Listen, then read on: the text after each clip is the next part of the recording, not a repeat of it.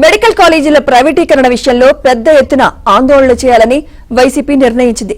Party ముఖ్య నేతల సమావేశంలో వైసీపీ అధ్యక్షుడు జగన్ కీలక నిర్ణయాలు తీసుకున్నారు. ఈ నెల 10వ తేదీ నుంచి 22 వరకు రచ్చబండ కార్యక్రమాలు నిర్వహించాలని, 28న నియోజకవర్గాల్లో నిరసన ర్యాలీలు చేయాలని నిర్ణయించారు. నవంబర్లో పార్టీ నేతలు గవర్నర్ను కలిసేలా నిర్ణయం తీసుకున్నారు.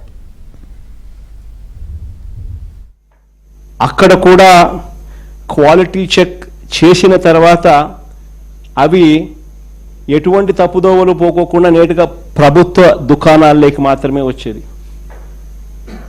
ప్రభుత్వమే సరైన సమయాలు పెట్టి, ఇష్టం వచ్చిన సమయాలు కాకుండా కరెక్ట్గా నిర్దిష్టమైన టైమింగులు పెట్టి షాపులు తగ్గించి 43,000 బెల్ట్ షాపులు అనే ప్రసక్తే లేకుండా, లాభాపేక్ష ఉండకుండా ప్రభుత్వమే షాపులు నడిపిస్తూ కరెక్ట్గా ప్రభుత్వ దుకాణాలు ఉండేటివి. ప్రైవేట్ వాళ్ళు ఉంటే లాభాపేక్ష ఉంటుంది, ప్రభుత్వమే నడిపితే లాభాపేక్ష ఉండదు. ఇల్లీగల్ పర్మిట్ రూములు రద్దు చేసినాం. ప్రతి షాప్ పక్కన ఉండే ఇల్లీగల్ పర్మిట్ రూమ్స్.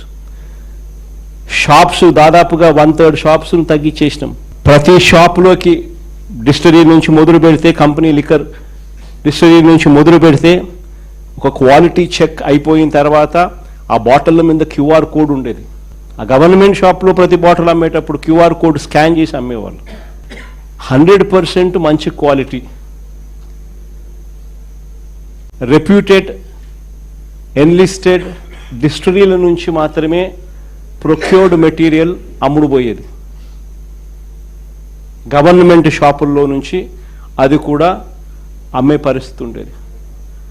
ఈరోజు చూస్తే నిజంగా ఆశ్చర్యం కలిగించే విషయాలు. ఒకసారి చూస్తే ఒక మాఫియా తరహాలో టోటల్గా గవర్నమెంట్ దుకాణాలన్నీ పూర్తిగా తీసేసినారు. చంద్రబాబు నాయుడు ఆయనకు సంబంధించిన మాఫియాకు సంబంధించిన ప్రైవేట్ దుకాణాలను పిక్చర్లోకి తీసుకొచ్చేసినారు. ప్రైవేట్ దుకాణాల నుంచి ఏకంగా ఇలా మాఫియా కంట్రోల్ చేసే ప్రైవేట్ దుకాణాల నుంచి గ్రామ స్థాయిలోకి కూడా ఏకంగా ఆక్షన్లు పాడి మరీ వీళ్ళకు సంబంధించిన కార్యకర్తలకు మాత్రమే నిర్వహించే విధంగా బెల్ట్ షాపుల నిర్వహణ కూడా వాళ్ళకు అప్పచెప్పినారు. వీళ్ళందరికీ మళ్ళీ ప్రొటెక్షన్ పోలీసులు ఇచ్చేట్టుగా బెల్ట్ షాపులకు ఆక్షన్లు పాడి డబ్బులు వసూలు చేసి ఎమ్మెల్యే ఇంత, పోలీసులు ఇంత, పైన పెద్దబాబుకు చిన్నబాబుకి ఇంత అని చెప్పి ఓ పద్ధతి ప్రకారం డిస్ట్రిబ్యూషన్ నెట్వర్క్ను మొత్తం కంట్రోల్లోకి తీసుకున్నారు.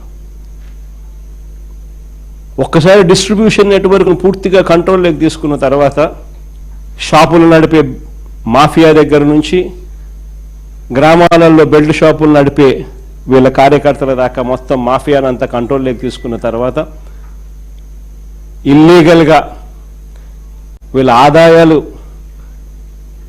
పెంచుకునే దానికోసం ఒకవైపున ఎంఆర్పి రేటు కన్నా ఎక్కువ రేటుకు అమ్ముతున్నారు.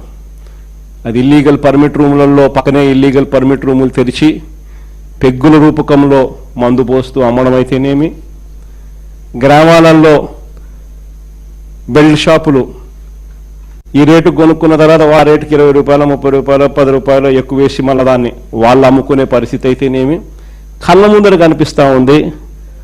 అవినీతి అన్నది ఎలా జరుగుతూ ఉందో, గవర్నమెంట్కి రావాల్సిన ఆదాయం గవర్నమెంట్కి రాకుండా వీళ్ళ జోబీలేకి ఆదాయం ఎలా పోతూ ఉందని ఒకవైపున ఈ మాదిరిగా జరిగిస్తూ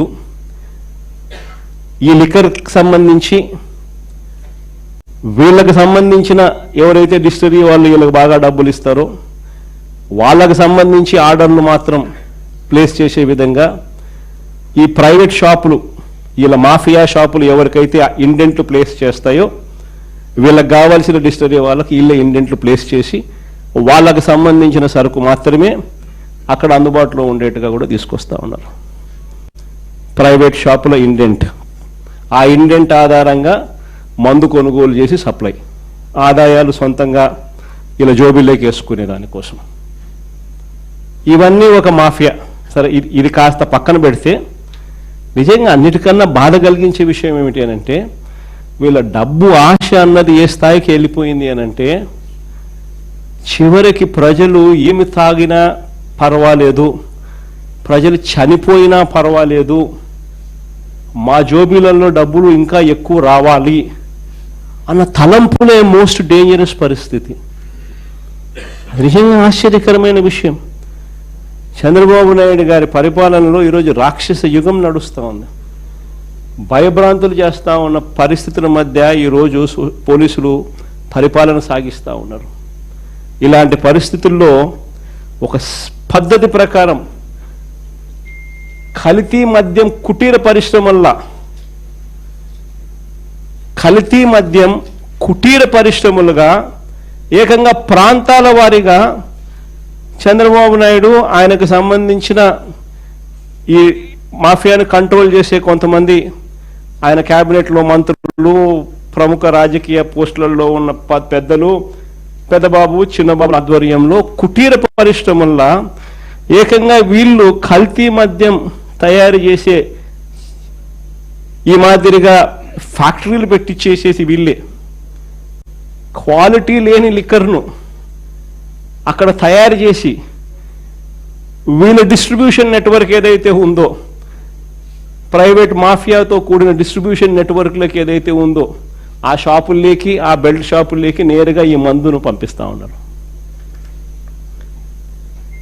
ఆశ్చర్యం కలిగించే విషయం ఏంటంటే ప్రతి 4-5 బాటిళ్లలో ఒక బాటిల్ కల్తీ బాటిల్ తాగి మనుషులు చనిపోతా ఉన్న పరిస్థితులు.